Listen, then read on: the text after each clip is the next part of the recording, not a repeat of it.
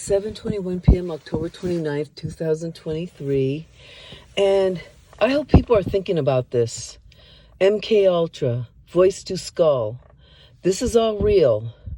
I'm getting the noise campaign harassment with the circadian and clicking, but many people are getting the voice to skull. Look at all these people complaining that they're hearing voices. This guy that just killed all these people in the bowling alley, suddenly he starts hearing voices when he's 39 to 40. That doesn't happen in schizophrenia. Almost all schizophrenia, when it starts when you're young. You're young in your 20s. So it doesn't just magically start. You're hearing all this noise. You're hearing voices at the 40.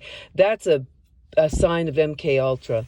Now, ask yourself, when masses and masses of people have said this is what's going on, and you hear these spin masters saying that's mass hysteria, when has it ever turned out not to be true? So about the UFO phenomena, do you know that it's coming out that there are extraterrestrials and it's real? Who do you think's been telling us that we're crazy, that these are lies, that this isn't true? Now they're doing the same thing with this MK Ultra that there's patents on, and voice to skull. How can we as a society not investigate something and keep this a secret when people are dying because of it? I believe this man was hit with voice to skull. That technology is prevalent out there. You had Eric Hector, who worked at the South Pole with Raytheon, who said employees there were being attacked with V2K. They have scalar weapons there. They are like air traffic controller for advanced exotic space vehicles that are up there, like UAPs, like reverse engineered electromagnetic driven vehicles, and UFOs, extraterrestrials. What do you think Raytheon's doing at the South Pole? He says that they create massive earthquakes. They have the capacity to probably set off the ring of fire on our planet.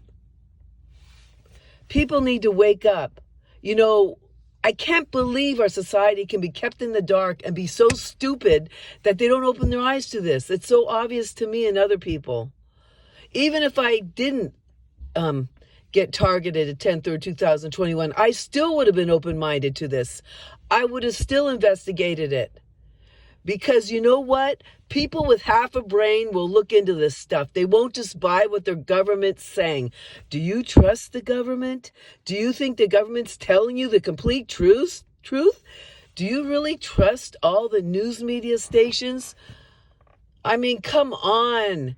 I thought as a human race, we were a little bit more intelligent than this. We have to decipher things, look at things. All these people are complaining about the Havana syndrome, running to their doctors. And you know what? What's so scary is these CIA psych ops programs, they have so twisted up and gotten into our federal government, our judicial system, and into hospitals that they're corrupting the doctors and the psychiatrists and all of them. And what they should first be doing is looking for signs of brain damage in these people. It would be very easy to look for the Havana syndrome. You have to do certain types of MRIs to get, and doctors that know what they're looking for.